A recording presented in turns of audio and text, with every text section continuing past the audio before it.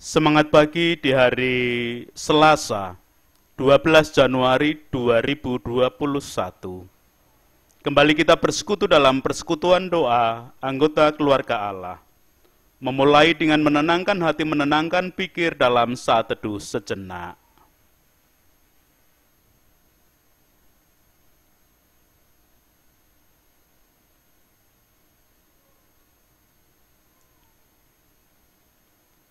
Pertolongan kita hanya berasal dari Allah yang telah menciptakan langit bumi beserta segala isinya. Kasih karunia dan damai sejahtera yang dari Allah Bapa kita dan Tuhan Yesus Kristus ada pada saudara sekalian. Amin.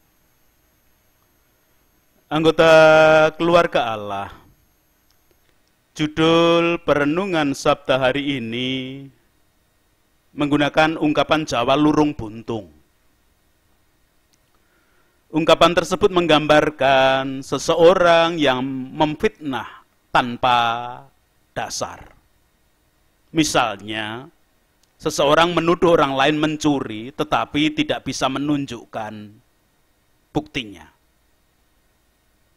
Kadang-kadang fitnahan itu karena bisik-bisik orang, bisa juga karena niat jahatnya untuk menghancurkan nama baik. Tidak cukup mudah mengatasi situasi seperti ini. Terkadang kita akan cenderung tersulut emosi, mudah panas dengan omongan orang. Lebih baik menyelidiki dulu dan mencari tahu siapa yang paling awal menyebarkan fitnah. Bisa jadi itu omongan orang yang iri dengki dan tidak jelas ujung pangkalnya. Menghadapi orang yang iri dengki memang tidak ada habisnya. Mereka bisa melakukan segala cara untuk menghancurkan kebahagiaan kita. Namun jangan sampai kita ikut-ikutan panas hati hanya karena omongan tak jelas. Anggota keluarga Allah, karena hidup di jalan Tuhan, Paulus pernah menghadapi fitnahan hingga ia ditangkap dan dipenjara. Bahkan fitnahan itu dilakukan dengan cara menghasut rakyat, menghasut orang banyak agar Paulus ditangkap. Itu tertulis dalam Kisah Para Rasul 21 ayat 27. Paulus difitnah bahwa ia menajiskan bait Allah. Bahkan Paulus sampai dipukuli sebagai wujud penghakiman massa dan kemudian dipenjara. Namun demikian Paulus tidak panas hati menghadapi masalah tersebut. Paulus mencari waktu yang tepat untuk bisa keluar dari permasalahan yang sedang dihadapinya. Dan Tuhan menyediakan waktu itu saat Paulus dibawa ke markas dan hanya menghadapi para petugas keamanan. Kepada kepala pasukan Paulus meminta izin agar berbicara. Kepala pasukan menjadi tahu bahwa Paulus bukan bagian dari pemberontak, pengacau bersenjata yang sedang melarikan diri.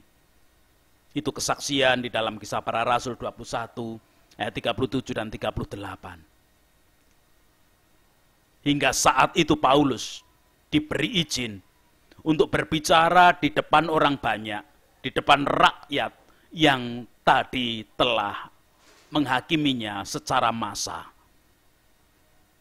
Leksionari, bacaan kedua hari ini memberikan catatan apa yang diungkapkan oleh Paulus ketika menghadapi lurung buntung yang tidak ada ujung pangkalnya.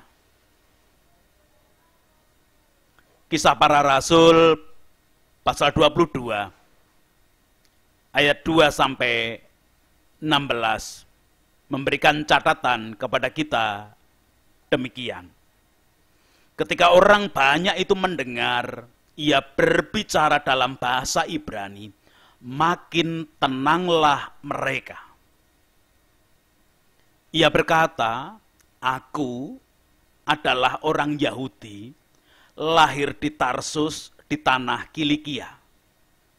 Tetapi dibesarkan di kota ini, dididik dengan teliti di bawah pimpinan Gamaliel dalam hukum nenek moyang kita, sehingga aku menjadi seorang yang giat bekerja bagi Allah, sama seperti kamu semua pada waktu ini. Dan aku telah menganiaya pengikut-pengikut jalan Tuhan sampai mereka mati. Laki-laki dan perempuan kutangkap dan kuserahkan ke dalam penjara. Tentang hal itu baik imam besar maupun majelis tua-tua dapat memberi kesaksian. Dari mereka aku telah membawa surat-surat untuk saudara-saudara di Damsyik, dan aku telah pergi ke sana untuk menangkap penganut-penganut jalan Tuhan yang terdapat juga di situ dan membawa mereka ke Yerusalem untuk dihukum.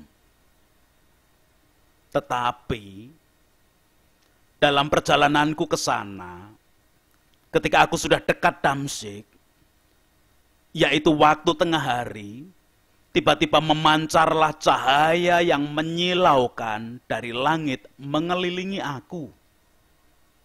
Maka rebahlah aku ke tanah. Dan aku mendengar suatu suara yang berkata kepadaku, Saulus, Saulus, mengapakah engkau menganiaya aku? Jawabku, siapakah engkau, Tuhan?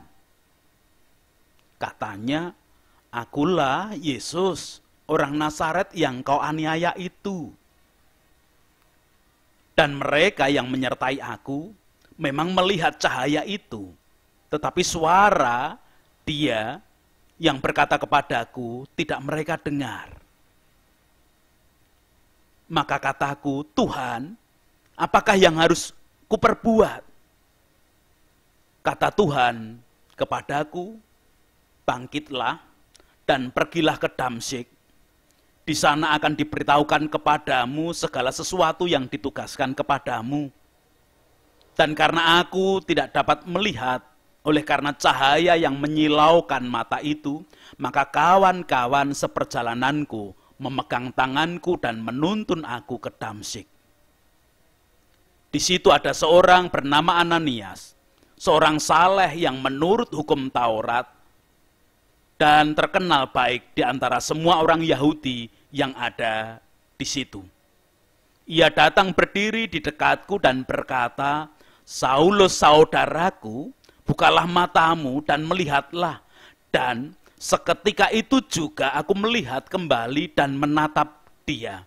Lalu katanya, Allah nenek moyang kita telah menetapkan engkau untuk mengetahui kehendaknya, untuk melihat yang benar dan untuk mendengar suara yang keluar dari mulutnya. Sebab engkau harus menjadi saksinya terhadap semua orang tentang apa yang kau lihat dan yang kau dengar. Dan sekarang, mengapa engkau masih ragu-ragu? Bangunlah, berilah dirimu dibaptis dan dosa-dosamu disucikan sambil berseru kepada nama Tuhan. Demikian kesaksian yang tertulis dalam Kisah Para Rasul pasal yang ke-22 ayat 2 sampai 16. Anggota keluarga Allah menghadapi lurung buntung yang tidak jelas ujung pangkalnya memang sulit. Tetapi harus dihadapi dengan tenang. Paulus sadar akan kesempatan yang diberikan Tuhan lewat waktu yang diberikan oleh kepala pasukan dan harus dipergunakan sebaik mungkin. Pada sisi lain, Paulus pun sadar bahwa Tuhan juga sebenarnya telah memberi kemampuan kepadanya. Paulus tahu bahwa yang mereka hadapi adalah orang-orang sebangsanya, yaitu Yahudi. Dan karena Paulus fasih dalam bahasa Yahudi, maka ia pun berbicara, memberikan penjelasan dalam bahasa Yahudi. Itulah salah satu kemampuan yang telah Tuhan berikan kepada Paulus. Menyadari akan adanya kesempatan dan kemampuan yang telah diberikan Tuhan, Paulus pun tidak semau gue dalam menggunakannya. Paulus memberikan penjelasan bahwa dia adalah orang Yahudi tulen yang lahir di Tarsus di tanah Kilikia. Karena Paulus pernah belajar kepada Gamaliel, maka ia pun menjelaskan bahwa ia murid Gamaliel. Gamaliel adalah seorang guru agama Yahudi yang ternama. Dan dengan penjelasan itu, Paulus berhasil menenangkan dan menarik perhatian rakyat atau orang banyak yang telah menghakiminya. Namun tidak hanya mandek di penjelasan tersebut. Paulus kemudian dengan jujur menjelaskan bagaimana proses ia yang semula membawa surat kuasa dari imam besar dan majelis tua-tua untuk menganiaya dan membasmi pengikut jalan Tuhan yang ada di Damsyik. Kemudian diubahkan oleh Tuhan, menerima penglihatan dari Tuhan, dan Paulus menjadi bagian dari pengikut jalan Tuhan. Jalan Tuhan adalah sebutan bagi orang-orang yang percaya dan mengikuti ajaran, teladan, perintah yang telah diwujudkan oleh Yesus Kristus. Bahkan Paulus tidak hanya menjadi bagian orang yang sekarang mengikuti jalan Tuhan, tetapi Paulus menjadi orang yang sangat tekun, sangat gigih, sangat rajin memberitakan dan memberi kesaksian tentang jalan Tuhan.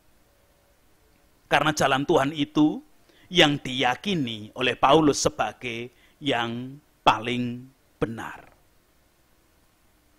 Lewat pemberitaan dan kesaksian tersebut, Paulus meyakinkan dan mengajak orang banyak untuk juga mengikuti jalan Tuhan tersebut. Dalam penderitaan, Paulus masih bisa memberikan kesaksian dan ajaan agar banyak orang bertobat mengikuti jalan Tuhan. Sebagai anggota keluarga Allah, kita bisa menemukan beberapa pelajaran dari kisah lurung buntung yang dihadapi Paulus sebagai Rasul Kristus. Yang pertama, perjalanan hidup ini tidak bisa selamanya mulus. Ada kalanya kita harus menghadapi kendala, persoalan, bahkan hal yang sangat tidak mengenakkan.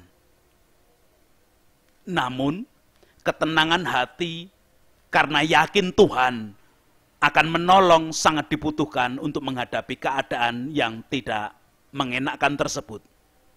Kita perlu yakin Tuhan pasti memberi kesempatan yang tepat agar kita bisa keluar dari keadaan tersebut. Kedua, meyakini Tuhan menolong sembari menunggu kesempatan yang Tuhan berikan.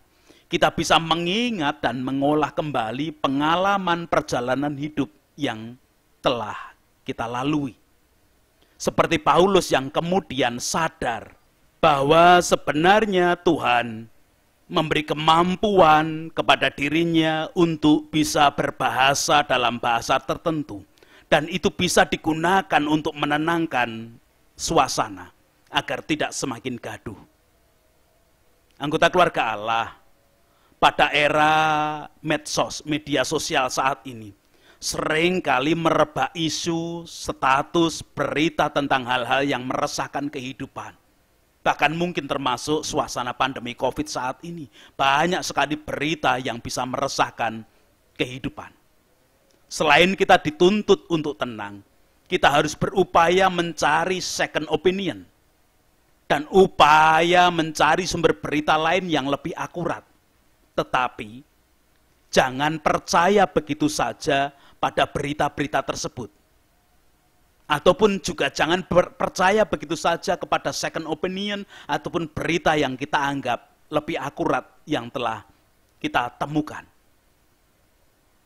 Dalam hal ini, kita butuh memantapkan hati bahwa hanya Tuhan yang bisa menjadi sandaran dan sumber pertolongan. Dalam hal ini kita perlu semakin menguatkan keyakinan Tuhanlah penguasa kehidupan yang bisa menolong kita dari keadaan yang sedang terjadi. Ketiga, meyakini bahwa jalan Tuhanlah yang paling benar, paling baik, hingga kita hanya akan berjalan pada jalan Tuhan tersebut. Jalan Tuhan adalah ajaran, perintah, dan teladan yang dilakukan oleh Yesus Kristus. Dan jangan lupa, selain tetap berada di jalan Tuhan, anggota keluarga Allah juga mempunyai tugas memberitakan kesaksian akan apa yang diyakini tentang jalan Tuhan tersebut. Tuhan menolong, Tuhan memberkati, memampukan setiap anggota keluarga Allah. Amin. Anggota keluarga Allah meyakini kuasa Tuhan di atas segala-galanya, jalan Tuhan yang kita ikuti yang paling baik, paling benar. Mari tenang menghadapi apapun keadaan, belajar bersama dan kepada Paulus yang kemudian dimampukan untuk menangkap kesempatan yang diberikan Tuhan, menemukan kemampuan yang diberikan oleh Tuhan untuk bisa menenangkan keadaan, bahkan bisa memberi penjelasan sebaik mungkin. Kita perlu menyandarkan dan menguatkan keyakinan kita pada saat ini terlebih dahulu untuk kemudian melanjutkan kehidupan dengan tetap tenang. Kita menyanyikan Kidung Jemaat 306 sebagai nyanyian keyakinan bahwa kita memiliki Tuhan yang memang benar-benar berkuasa atas hidup kita dan kita meyakininya mengikuti jalan Tuhan. Kidung Jemaat 306, Ku tahu Tuhanku. Ku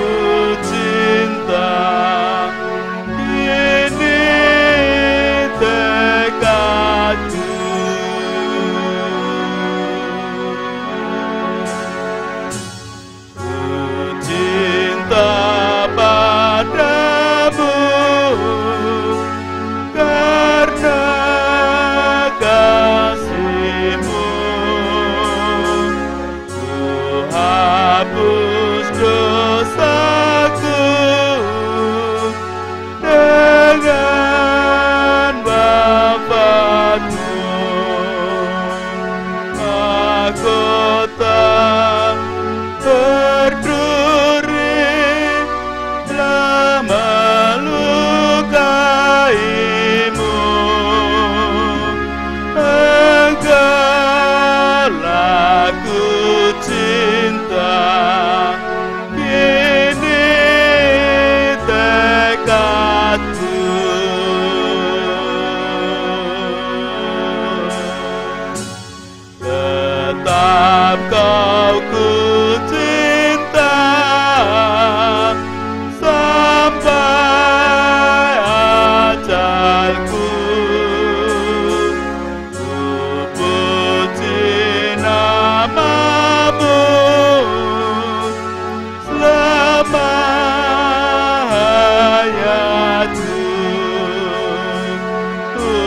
saat sang maut renggutkan nyawaku, Engkaulah ku cinta,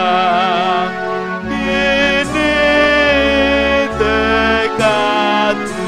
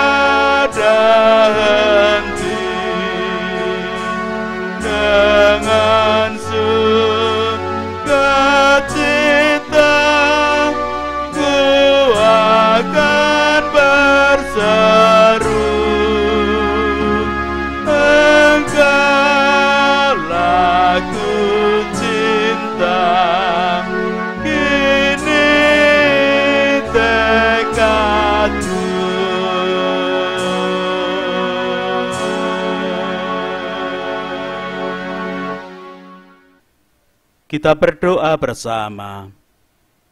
Puji syukur, hormat, kemuliaan bagi nama-Mu. Boleh kami naikkan karena hari ini kami diingatkan melalui kisah Paulus. Hidup di jalan Tuhan ternyata tidak selamanya berjalan mulus.